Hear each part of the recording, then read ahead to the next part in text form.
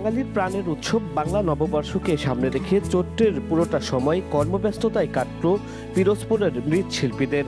পুরো মাস জুড়ে চলত মাটির তৈরি বিভিন্ন ধরনের আকর্ষণীয় খেলনা আর তৈজসপত্র বানানোর কাজ। তবে সেই চিত্র এখন পুরোপুরি পাল্টে গিয়েছে। আধুনিক তৈজসপত্রের সহজলভ্যতা, প্রযুক্তির উন্নয়ন ও নতুন নতুন শিল্প সামগ্রীর প্রসারে ও অনুকূল বাজারের অভাবে পিরোজপুরের মৃৎশিল্প এখন বিলুপ্তির পথে। এদিকে মাটির তৈরি খেলনার কদর কমে যাওয়ায় তাদের ভরসা শুধু দইয়ের হাড়ি আর তৈজসপত্রের উপরে।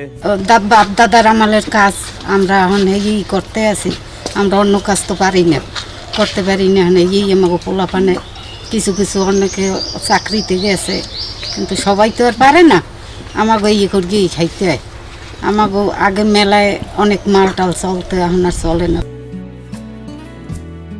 প্রায় 200 বছর আগে পিরোজপুর জেলার কাউখালীর সোনাকুরে শতাধিক পরিবার মৃৎশিল্পের কাজ শুরু করলেও প্রায় 30 বছরে তা ছড়িয়ে পড়ে জেলা সদর, মঠবাড়িয়া ও নাজিরপুরে। প্রায় 50 বছরে এর সংখ্যা দাঁড়ায় কয়েক হাজারে। তবে নাজিরপুর ও ভান্ডারিয়ায় এর প্রসার লোপ পেলেও সদরপুর উপজেলার পালপাড়া, মূলগ্রাম ও রানীপুরে এবং কাউখালীর সোনাকুরে এর ব্যাপক বিস্তৃতি ঘটে। মৃৎশিল্পের এক সময়ের প্রজ্বলিত মশাল এখন নিভু নিভু অগ্নিশিখায় পরিণত হয়েছে। মূলত বাঙালির ঐতিহ্য পহেলা বৈশাখকে কেন্দ্র করে একসময় দম ফেলার সময়টুকু ছিল না এখানকার মৃৎশিল্পীদের। এখন তা পুরোপুরি ভিন্ন চিত্র।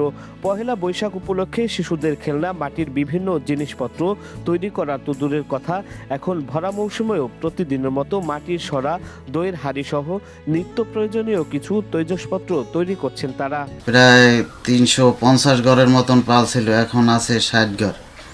এখন আমরা এই যেটা চলে সেইটি আমরা বানাইয়া এইটি মানে এইটা করি, আর আমাদের এখন এইটি চলে। সংসার তো চলে মোটামুটি, এতে কি আর সংসার চলে? এখন যে দুর্বাজার, এখন তো চলে না। এখন খেলনাপাতি সবই তো এখন প্লাস্টিকের বাইরেছি, এখন হয়ে যেন মাটিরটা চলে না। মৃৎশিল্পীরা জানান, স্বর্ণযুগের সেই কয়েক হাজার পরিবার ব্যবসায়িক লোকসান, জিনিসপত্র ও শ্রমের মূল্য বৃদ্ধি, আধুনিক প্রযুক্তির অভাব, প্লাস্টিক সামগ্রী ও সুদবিহীন লোন না পাওয়ায় এবং চড়া সুদের ক্ষুদ্র ঋণে জড়িয়ে পড়ায় ইতিমধ্যেই শত শত পরিবার পেশা ছেড়ে দিয়েছেন। অভাব আর ঋণে পড়ে অনেকে ছেড়েছেন দেশও। প্লাস্টিক সামগ্রীর সহজলভ্যতায় মৃৎশিল্প টিকে থাকতে পারছে না। দেশের এই পরিবেশ বান্ধব সামগ্রী টিকে রাখতে সরকারের সহযোগিতা কামনা করেছেন এ পেশার সংশ্লিষ্টরা। পুতুল, আড়ি, তারপর খাদা, তারপর ওই পাডা, পুতা, খেলনার জিনিস বিভিন্ন আইটেমের আমরা মাল বানাইতাম। তার জন্য আমরা এখন ওটা চলে না কারণ ওই প্লাস্টিক নিয়া তারা উপস্থিত করিয়া সুন্দর সুন্দর বানাইয়া তারা বেচে। আমরা এই সরা বানাই, তারপর ওই টালি বানাই, হ্যাঁ, তারপর ওই দই পাতিল বানাই, এই সমস্ত আমরা বানাইতাম। এখন এতে প্লাস্টিকের দই চলে, আর আমাকে এতে দই বানাই না কেন।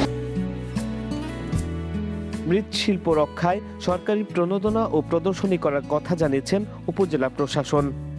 পিরোজপুর সদর উপজেলায় মৃৎশিল্প দীর্ঘদিনের ঐতিহ্যবাহী ও শতাধিক পরিবারের কর্মসংস্থানের প্রধান নিয়ামক। বাংলা নববর্ষ সহ বিভিন্ন উৎসবে তারা একসময় কর্মব্যস্ত সময় পার করত। যুগের চাহিদার সাথে তাল মিলিয়ে এ শিল্পের আধুনিকায়ন করতে পারলে হারানো ঐতিহ্য ফিরিয়ে আনা সম্ভব। এ লক্ষ্যে উপজেলা প্রশাসন কর্তৃক তাদের উন্নত প্রশিক্ষণ, আধুনিক যন্ত্রপাতির ব্যবহার ও স্বল্প সুদে ঋণ প্রাপ্তি সহ প্রয়োজনীয় কার্যকর পদক্ষেপ গ্রহণ করবে। একসময় পিরোজপুরে 2500-এর মতো পরিবার এ পেশায় জড়িত থাকলেও সময়ের ব্যবধানে তা এখন দাঁড়িয়েছে শতাধিক পরিবারে। শামীম হোসেন শামন, ঢাকা মেল।